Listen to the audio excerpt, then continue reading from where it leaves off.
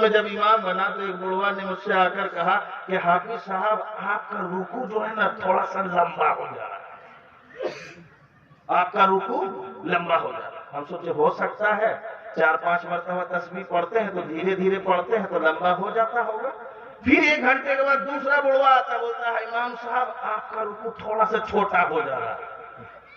اب بتاؤ ہم کیا کریں گے؟ دوائی نہیں چلے گی تو کیا ہوگا؟ رکوع لمبا کوئی بول رہا ہے، رکوع چھوٹا کوئی بول رہا ہے۔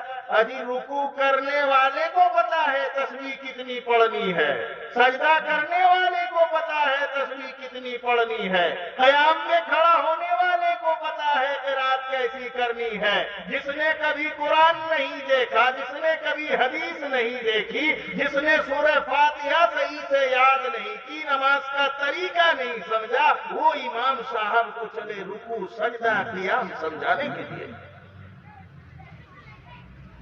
اور جب امام صاحب بولیں گے کہ ہم کو فرعون کی اماں کا نام یاد نہیں ہے، تو پورے گاؤں میں جہاں چائے کی دکان ہے 3-4 وہ بیٹھے گا اور بیٹھ کے بولے گا یہ والا امام صاحب جو ہے نا میرے خیال سے مناسب نہیں ہے۔ ہوتا ہے کہ نہیں؟ ہوتا ہے؟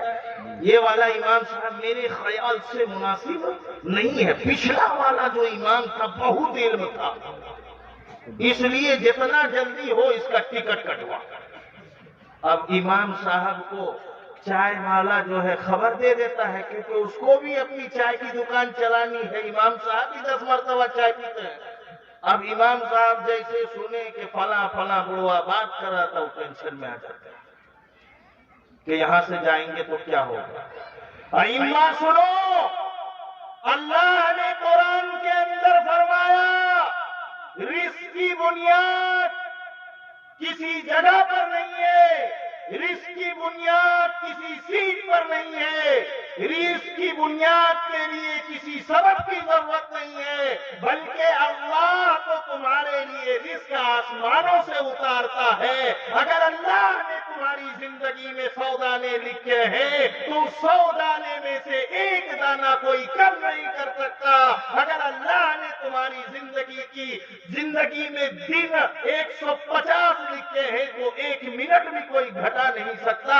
لہذا اپنے ایمان کو مضبوط کرو، اپنے آپ کو مضبوط کرو، ان چکروں میں نہ پڑو کس نے کیا کہا کس نے کیا نہیں کہا۔ فلاں نے کہہ دیا کچھ تو ہم امامت چھوڑ دیں گے، فلاں نے کہہ دیا کچھ تو مدارس کا کام چھوڑ دیں گے۔